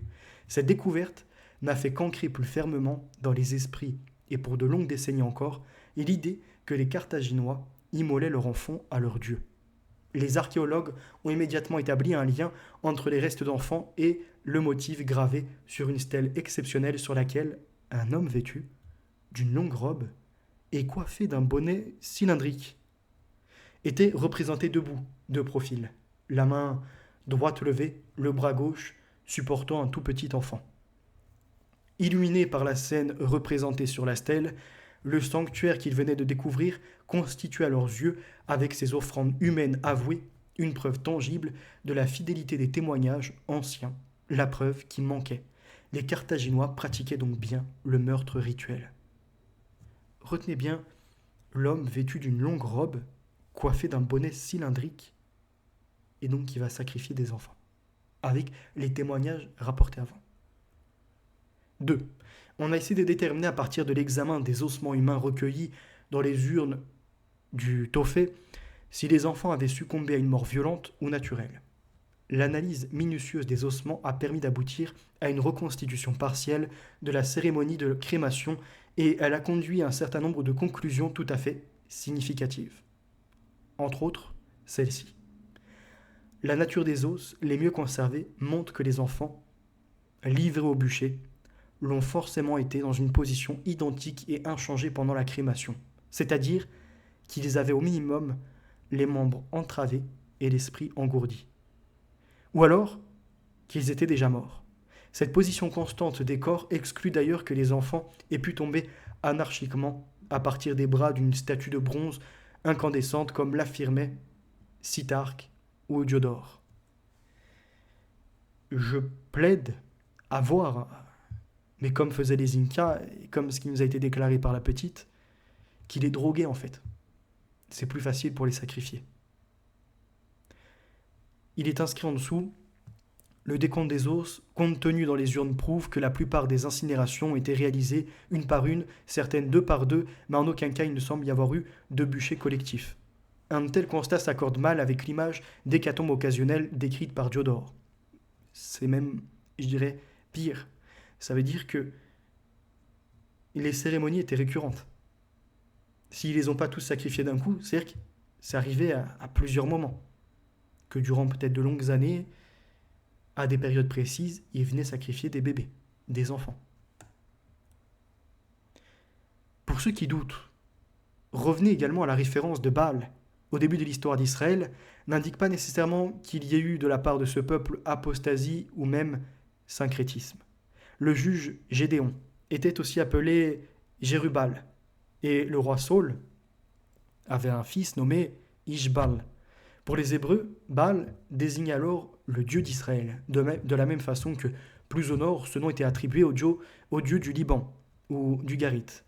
Il ne devint objet d'anathème de la part des Hébreux que lorsque Jézabel, au IXe siècle à peu près, tenta d'introduire en Israël son culte phénicien de Baal pour l'opposer au culte local de Yahvé. À l'époque du prophète Osée, l'hostilité vis-à-vis du culte de Baal était si forte que ce nom était souvent remplacé dans les noms propres composés par le mot péjoratif bochet, honte. Ainsi, le nom d'Ishboshet fut substitué à celui d'Ishbal. L'existence de sacrifices d'enfants dans les sociétés anciennes est une réalité attestée. On retrouve notamment la trace en Amérique, dans les civilisations précolombiennes. Georges Bataille évoque ces pratiques dans La part maudite en 1949. Je le cite. Les Mexicains immolaient des enfants que l'on choisissait parmi les leurs, mais ont dû prévoir des peines sévères contre ceux qui s'éloignaient de leur cortège lorsqu'ils se rendaient aux autels. Le sacrifice est fait d'un mélange d'angoisse et de frénésie. Fin de citation. On retrouve également la trace chez les peuples du Moyen-Orient sous la forme rituelle consacrée au dieu Moloch, condamné dans le Lévitique. Je cite. « Tu ne livreras aucun de tes enfants pour le faire passer à Moloch. » Petite image de leur bal, de leur sacrifice. Et on a après des Pierre-André Taguieff qui s'intéresse à certains sujets comme l'autre, je ne sais plus, c'était lui qui avait écrit le livre sur les protocoles des sages de Sion. On annihile un complot pour dire que ce ne sont pas, voyez-vous, une caste secrète de juifs qui font ça, pour y substituer un autre complot, celui de 3-4 Russes qui voulaient transformer le monde. Donc on ne doit pas croire en des complots, puis après finalement on doit croire. Et le plus grave, je vous avais lu les témoignages, c'est qu'il était question que dans le Paris mondain, entre guillemets, se situaient des petites chapelles occultes où des rites avaient lieu. Et on revenait après avec des francs-maçons. Je vous renverrai de toute façon à mon analyse et à ce que j'avais lu du livre sur le sionisme, les protocoles des sages de Sion, le vrai du faux, enfin, faux usage de faux, mais non, on fait le vrai du faux. Et là, c'est la même chose. Parler de meurtres rituels, on peut donc parler des Aztèques, des Cambodgiens, de Congolais, bref, faire le tour de la planète. Par contre, on n'a pas le droit de parler des Juifs qui auraient pu faire ou non des sacrifices. Il nous dit le mythe du meurtre rituel et ses avatars, anti-judaïsme, antisémitisme, anti-sionisme. Un mélange, pourquoi pas, si ça lui fait plaisir. Les Juifs ont souvent été accusés de pratiquer le meurtre rituel, de la judophobie antique à l'antisionisme radical d'aujourd'hui, en passant par l'antisémitisme racial moderne. Cette accusation mensongère s'est traduite par des légendes qui n'ont cessé de susciter des mobilisations politiques et des violences meurtrières. Émeutes sanglantes, pogroms, attentats terroristes. Ces récits de meurtres qui stimulent la haine permettent la criminalisation d'un peuple tout entier, les Juifs. Un peuple imaginé comme étant constitué d'assassins potentiels. La haine des Juifs n'a certainement rien inventé de pire. C'est étrange parce que nous, les chrétiens, on aime les Juifs. Plein de gens aiment les Juifs. Par contre, on n'apprécie pas les sionistes. Ceux qui font des crimes, au point même où ces sionistes sont dénoncés par des Juifs. Et des pratiquants, hein, pas juste ceux qui se déclarent juifs. Même des juifs, si je puis dire, d'histoire, hein, puisque on peut devenir juif, mais en soi, on l'est plutôt par la transmission de la mère. Mais il y en a bon nombre, même des rabbins qui dénoncent les sionistes. Mais on a un Pierre-André Taguieff qui, lui, va nous dire les bons et les mauvais points. Est-ce qu'on a le droit de dire ou pas? Donc, est-ce qu'on doit relater ce que les Carthaginois ont pu faire, ou encore ce qui a pu se passer dans la société française? Parce qu'il n'y a pas que des inventions de chrétiennes qui étaient engrossées, qu'on faisait avorter, d'enfants qui disparaissaient, qui étaient sacrifiés, de cette affaire dont je vous ai parlé, avec le crâne d'une enfant retrouvé. Alors, c'est bien parce que Dans la communauté juive, il y en a certains qui vont dénoncer les choses, mais on va dire que c'est des complotistes. Winfrey Shaw suscite des protestations. 6 mai 1989.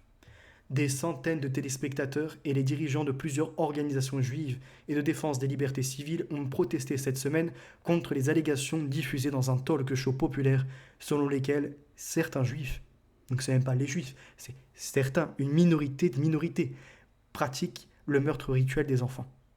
Au lieu d'enquêter, il faut faire taire le sujet. Les allégations ont été faites par une invitée utilisant le pseudonyme de Rachel dans The Oprah Winfrey Show, le 5e talk show syndiqué le plus regardé dans le pays. Ça débute sur l'affaire de 12-13 cadavres à peu près qui ont été trouvés à la frontière américano-mexicaine. En fait, on a des adeptes de Satan qui se livraient au cannibalisme. Des trafiquants de drogue, adeptes d'un rituel de type vaudou, ont sacrifié dans la région de Matamoros, Mexique, au moins 12 hommes, afin d'obtenir la protection de Satan pour leur activité. La police a retrouvé au ranch des plumes, des bougies, des bols et un chaudron dans lequel le cœur, le cerveau et même d'autres parties du corps de leurs victimes avaient été cuites puis mangées. C'est pas une invention, c'est dans Liberté de l'Est, jeudi 13 avril 1989, et vous pourrez retrouver les faits. Donc, Winfrey organise un débat par rapport à ça. Et elle va inviter une personne qui s'appelle, on l'a vu, qui se présente comme Rachel. Mais on va voir après son vrai nom. Au cours de l'émission diffusée, Winfrey a présenté l'individu, cet invité, comme quelqu'un qui suivait un traitement psychiatrique à long terme pour un trouble de la personnalité multiple, dû peut-être aux agressions, qui ramène à nouveau à ce qu'on voyait avec Lewis, l'analyse également du psychothérapeute et de bien d'autres choses. La femme a déclaré à Madame Winfrey qu'elle avait été témoin du sacrifice rituel d'enfants juifs et qu'elle avait été victime d'abus rituels. L'invité a également déclaré à propos de telles pratiques, je la cite, « Il existe d'autres familles juives à travers le pays, il ne s'agit pas seulement de ma famille. » Fin de citation. Ces affirmations ont été faites lors d'une lors d'une émission axée sur les meurtres sectaires d'au moins 13 personnes dont les corps ont été retrouvés le mois dernier près de Matamoros, au Mexique. Donc là, ce que je vous relais, c'est un article tout à fait officiel, on a dit je crois que c'est The New York Times.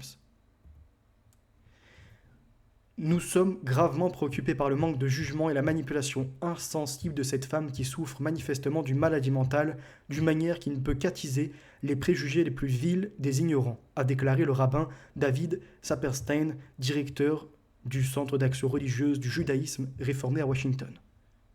Donc là, sur ces affaires, on est en 1989. D'accord ?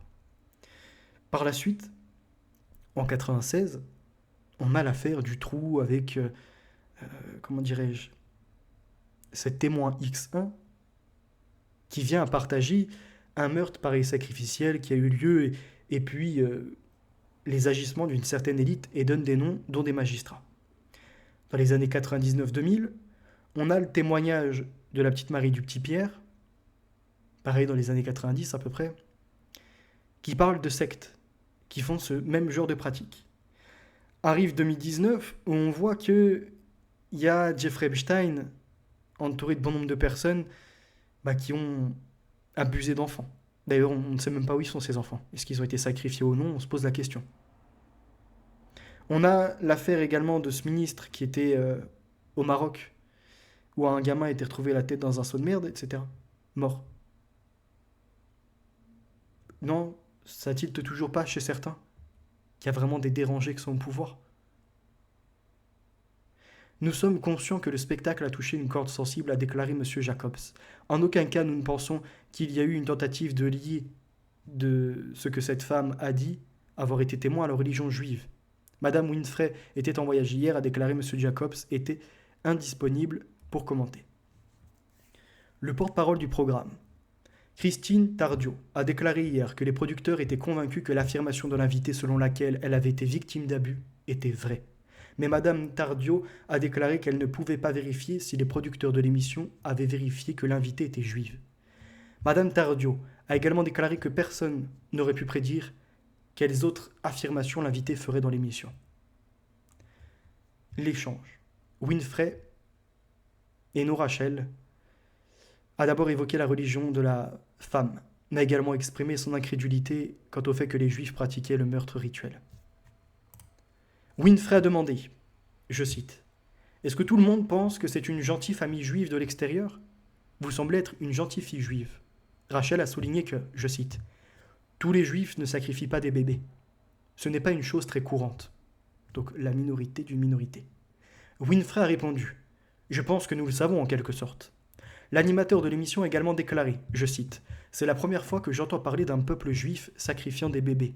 Mais quoi qu'il en soit, alors que vous avez été témoin du sacrifice, Rachel a déclaré que lorsqu'elle était très jeune, je la cite, j'étais obligée de participer pour sacrifier un bébé. Winfrey a également interviewé un autre membre du panel, Tina Grossman, identifiée comme conseillère auprès des victimes d'abus rituels. Se disant juive, elle aussi, elle a décrit le Seder de Pâques. Grossman a déclaré, écoutez bien, donc là c'est à nouveau, on est également sur des juifs qui témoignent, comme pour avoir des chrétiens, etc. Mais avant l'existence du Christ et avant l'existence du système d'un Dieu unique, il y avait le paganisme, et il existe toujours dans le monde. Fin de citation. Point. Ceux qui font ça sont une caste sectaire, peut-être juif ou non. Pour certains, en tout cas de ces actes, oui. Pour d'autres, de civilisation inca. De la maçonnerie également. Et ils font du paganisme. Morisson a commenté que Grossman a mentionné les rituels de la Pâque de telle manière qu'il était très facile pour les auditeurs de confondre ces rituels avec les rituels du culte satanique, et cela a aggravé le problème. L'invité a été identifié à plusieurs reprises par Madame Winfrey comme étant juive. À un moment donné, la femme a affirmé que les sacrifices rituels avaient lieu dans d'autres familles juives du pays et qu'ils étaient connus de la police que de tels sacrifices avaient eu lieu dans sa propre famille depuis les années 1700. À peu près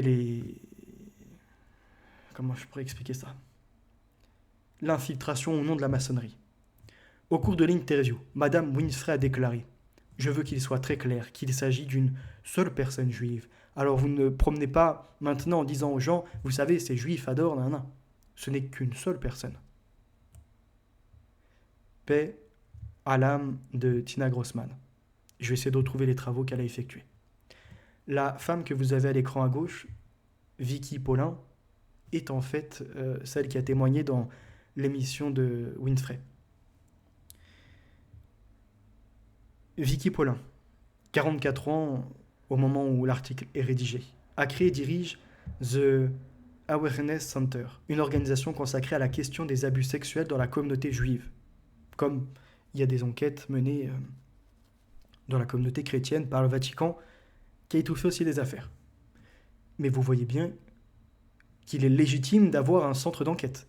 Or, pourquoi on aurait certains rabbins ou pratiquants juifs qui voudraient mettre un holà et stopper ça ? Essentiellement une opération d'une seule femme. Le centre n'existe qu'en ligne, via son site web www.theawarenesscenter.org et par téléphone. Paulin et les membres de son conseil d'administration, qui comprennent d'éminents rabbins et professionnels, connaissent bien les questions de traumatisme sexuel, consultent les personnes qui se tournent vers l'organisation pour obtenir de l'aide.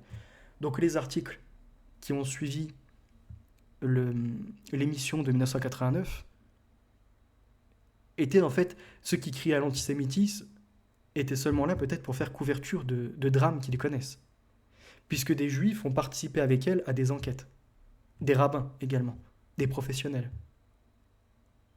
Dans sa lettre, Paulin a déclaré que Oxler et Curtin ont le droit de faire ce qu'ils veulent, mais les allégations ne sont pas moins étranges, compte tenu de la propre histoire de Paulin. Le 1er mai 1989, Paulin est apparu dans The Oprah Winfrey Show, affirmant qu'elle était une survivante d'un culte satanique rituel juif. Le clip était disponible sur YouTube, il me semble qu'il a été censuré. Pauline, qui s'appelait Rachel, racontait comment elle et sa famille ont sacrifié des bébés au diable. Pour ceux qui pensent que c'est délirant tout ça, je vous mets encore d'autres preuves. Borderland est un film américano-mexicain réalisé par Zev Berman, sorti en 2017. Il revient sur l'histoire vraie du tueur en série et gourou Adolfo Constanzo. Là-bas, les jeunes hommes passent leur temps à faire la fête. l'alcool, la drogue et les prostituées coulent à flot.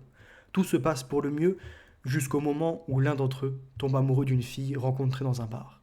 À ce moment-là, le jeune homme disparaît, mais la police ne semble pas s'en inquiéter. Ses deux amis décident donc de se lancer à sa recherche et tombent sur un ancien policier qui va les mettre sur la piste d'un culte satanique qui mêle cartel de drogue et sacrifice humain. C'est en s'intéressant à ce groupe que les deux hommes vont découvrir que leur ami est tombé entre les mains donc de ces criminels, entre leurs mains, et qu'il a été tué. Il cuisinait des parties du corps de ses victimes. L'histoire vraie est pire que le film. Le gourou embrigadait des trafiquants pour qu'ils rejoignent sa secte et abusait sexuellement d'eux. Ensuite, il utilisait certaines parties de leur corps pour faire des sacrifices humains avant de les cuisiner. Par la même occasion, il récupérait la drogue de ses victimes pour la commercialiser aux États-Unis.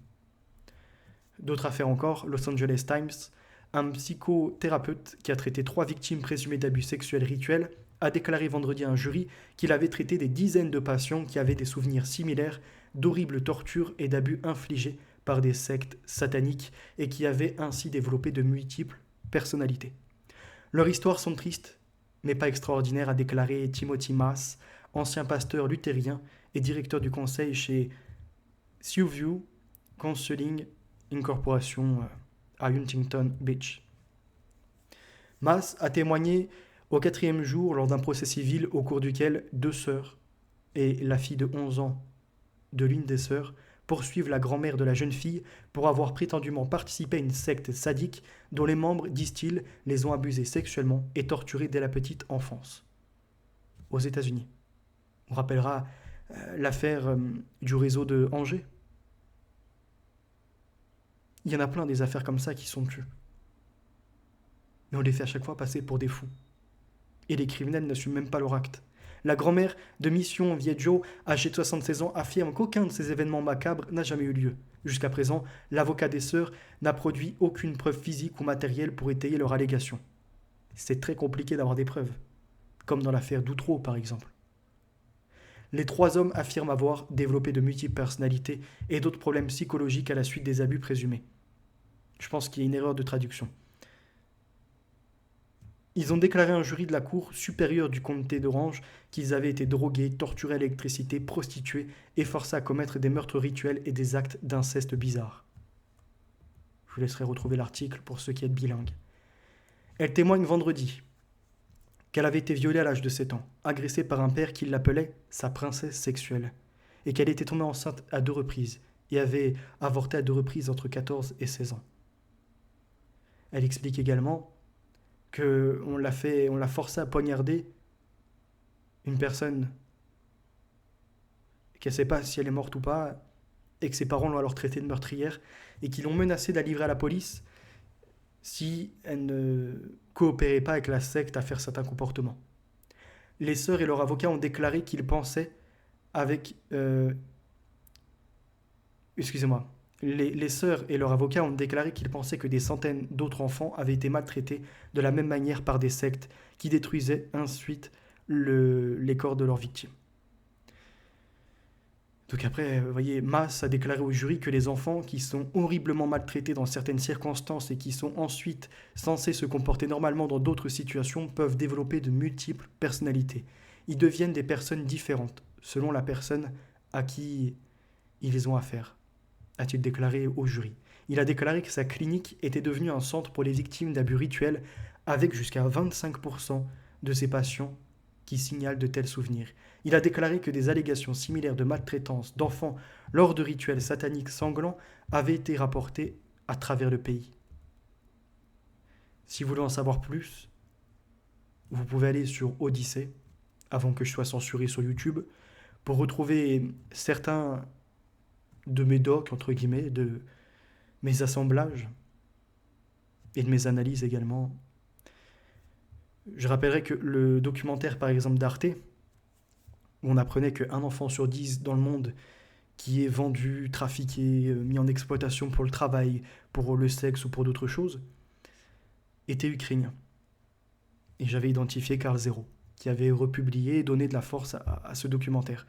Et en fait, j'avais fait un lien après, j'allais plus loin encore, avec la passerelle que représente l'Ukraine et l'Europe de l'Est plus précisément, et le projet de Marc Dutroux, qui s'était rendu en Slovénie, qui voulait monter tout un réseau. Donc j'avais appuyé avec les articles. Avec Jean-Luc Benchemoul, pareil, qui allait en Europe de l'Est. Avec Epstein, qui également faisait importer puis de l'Europe de l'Est. Et bien d'autres preuves comme ça, en fait, qu'il y a tout un réseau qui arrive depuis là-bas.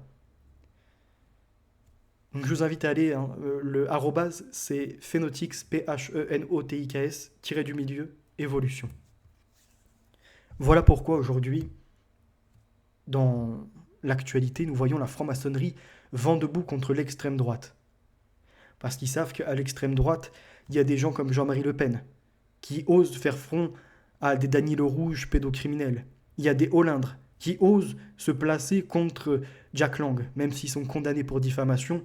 Ils savent très bien ce qui se passe et ce qui est camouflé par la République pédocriminelle. Oui, c'est ce que vous voyez. Fillon, Marc-André de la Charrière, Hollande et d'autres personnes encore importantes, toutes réunies ensemble. Et vous comprendrez alors pourquoi la maçonnerie est contre l'extrême droite. Comment se fait-il que François Hollande puisse maintenant se remettre au devant de la scène politique, que Macron fasse semblant d'être en relation avec la droite pour le patriotisme ou je ne sais quoi, alors qu'ils sont tous au service de ces criminels. J'espère en tout cas avoir été assez éloquent, vous avoir prouvé des choses par les faits. C'est qu'une enquête parmi d'autres. Je pense qu'il y en a qui sont bien plus compétents encore. Je vous invite à revoir aussi certains docs de censurés par rapport à ça. La vérité est notre avenir et les valeurs sont ancrées et la victoire est assurée. À très bientôt.